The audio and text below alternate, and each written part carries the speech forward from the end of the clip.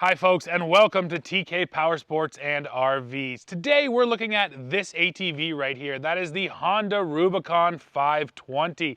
Now this ATV recently received a new engine, but for 2022 it basically soldiers on the same. So the question is Honda really worth the price premium you pay? Well, let's hit the trail and find out.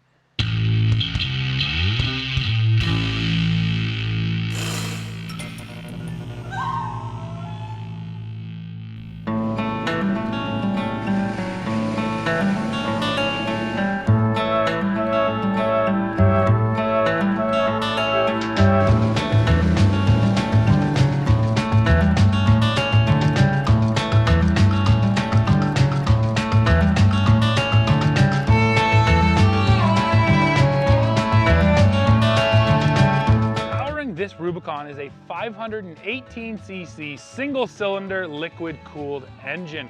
Now the other thing that truly sets Honda ATVs and side-by-sides apart is the transmission. In this case, it is a 5-speed dual clutch, which is fully automatic, or you can run it in manual mode. So there are no belts here. That's a real geared transmission. When it comes time to carry things with your Rubicon, the front rack up there is rated for 99 pounds, the rear rack here 187 pounds, and you can see these little cutouts. That is for the Honda Connect accessory system, so you can get all different accessories that will snap right into your rack here. Now when it comes to the hitch back here, you can tow 1,322 pounds with this unit, but I do have a problem with it, and that is the fact that it's not a 2-inch hitch receiver. Every other ATV and side-by-side has just switched to a proper 2-inch, so then you can pull the hitch out of your truck and throw it in your ATV, and Honda hasn't done that. It just feels really limiting, and I wish they'd go with the 2-inch receiver. So folks, as you can see from the sign, we're gonna head over to the left hook right now. And now of course, when we're designing these trails, they're definitely with pickup trucks in mind. So that's the fun thing about a trail like the left hook. With the truck, it's going to legitimately slow it down. We've had trucks stuck up there. You really can only take one line to make it through. With an ATV, you can really explore a trail like that because it's just so good at not sinking down into that mud like a big heavy truck. So once we get up there, I'll show you what I'm talking about. But here we go into the thicker stuff. Now I actually do have the Honda here in low range.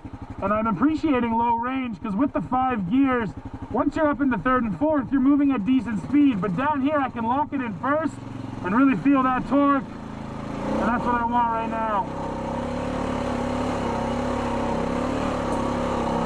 And let's see, this trail is so rutted out from all the trucks. But let's see if the Honda can hop up out of the ruts. And I can go across the ruts. And then back down into the ruts, and then across the ruts again. This is the beauty of a machine like this. It's so lightweight, that has such aggressive tires. Unlike the trucks we bring here that are so stuck in these ruts, this Honda can just go wherever it wants. Now let's go up the rock climb here. I'm going right up the rocks. Again, something I avoid in a pickup truck. But here with this Rubicon, it just eats it for lunch. So now we're going downhill, and here's the other beauty of low range with first gear locked in. I don't have to touch the brakes, and that gearing is going to keep me nice and slow. So I'm actually, again, not going to touch the brakes and see if I can get right over these rocks. I'm not going to go through the heart of them. So not touching the brake, just letting the hill do its job. Oh, little gas needed. But nice, the gearing keeps things so slow and controlled. I do appreciate having that gear, again, for a situation like that where you just want to crawl. And then when you get into the mud, simply upshift, and away you go.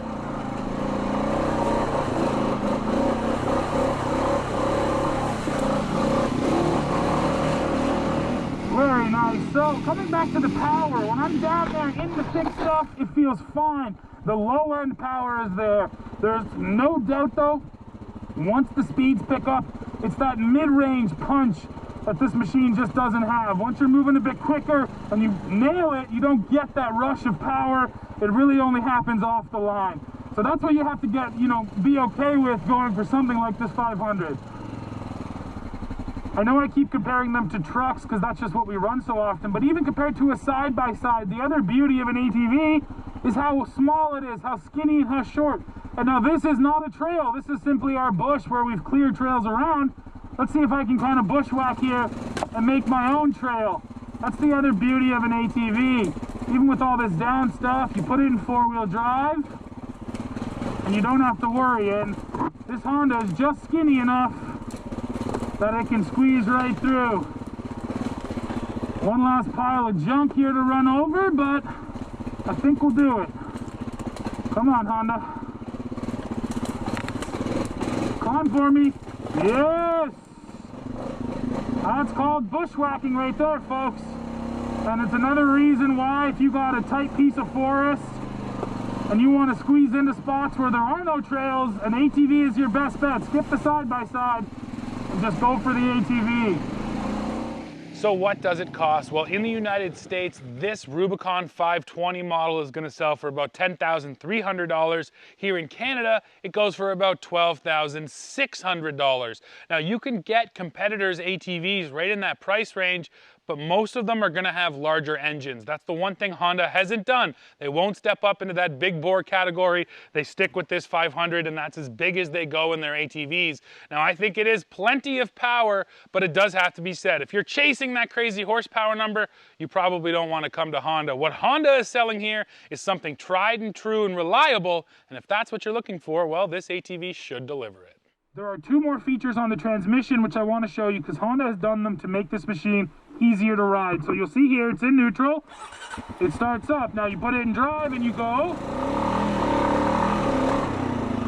Now, when we come to a stop, leaving it in drive, shut the key off. When you come back to the machine and power it back on, it automatically shifts back into neutral. I like that. I think it's convenient. The machine's always ready to go in neutral. You don't have to worry about holding the brake to start it in drive. Now the other feature has to do with reverse. So to get reverse, you grab that little red handle, hopefully you guys can see it, and then you downshift over here. Now what Honda has done is they've allowed you to skip neutral. You used to have to go drive, neutral, reverse. Now you can go straight from drive to reverse. I'll show you. So driving, you come to a stop, you hold the little red lever, you press down, and there you go, right into reverse. Now the other key, you hold the little red lever, you shift up, right back to drive. So you skip over neutral. It didn't used to be like that, now it is. And that's just like every other machine on the market where you shift it straight from drive to reverse. So Honda basically played catch up, but it is nice to know they are paying attention and that they switched those things up.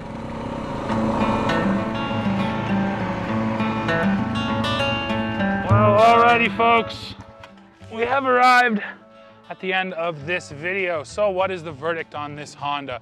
Well, like I mentioned earlier, honestly, if you want kind of crazy all-out power and speed, yeah, you probably don't want to go to Honda. But if you want something that's been on the market for a while, which means that it's tried and true and reliable, this machine's gonna deliver it. No, it's not that exciting, but it does everything you want it to do and maybe a little bit more. So of course, that's it for this video. Now I want to hear what you think. So please go into the comments. Let me know what you think of this Honda Rubicon. As always, while you're down there, don't forget to hit like, hit subscribe, hit join to become a member of this brand new channel, and then come right back here to TK Power Sports and RVs to see what we're testing next, because you never know what it might be. Now, if you'll excuse me, it is a gorgeous day, and I'm gonna keep on riding. See ya.